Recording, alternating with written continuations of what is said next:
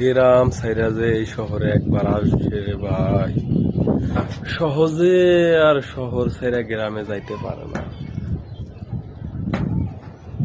যদিও গ্রামে যায় রে ভাই, এক সপ্তাহের বেশি টিকতে পারে না। তার কর্মজীবনটাই যায় এই শহরে কর্ম করতে করতে।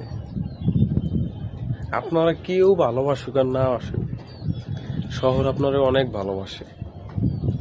সে চায় আপনি থাকেন তার বুকে, সে চায় না আপনি তার সাইডে গ্রামে যা থাকেন।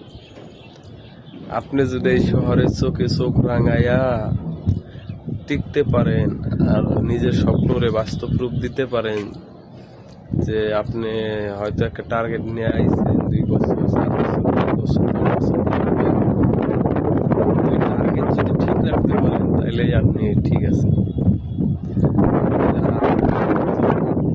খাইছে, চাকরি করতেছে, খাইছে দাইছে, মাস শেষে গেলে বাড়ির যা থাকবো কই, 1 টাকাও কামা নাই, টাকায় খাইতেছে পড়তেছে, দিন শেষে তার 1 টাকাও নাই।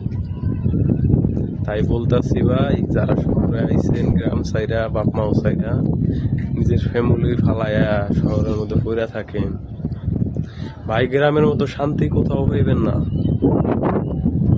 গ্রামে যদি 1000 শত্রুও থাকে, গ্রামের গাছপালা, মাটি, নদী, নালা, এটাই আপনার শান্তি।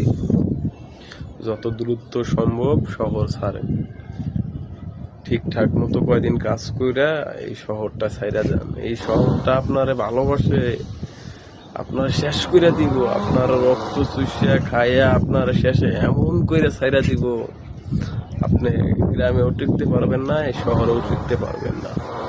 এটা হলো সেই শহর। এখানে আইলে চোখে চোখ রাঙাইয়া শহরে টিকতে হইব এবং নিজের স্বপ্নরে বাস্তবে পূরণ দিয়া এখান থেকে ভালো থাকে।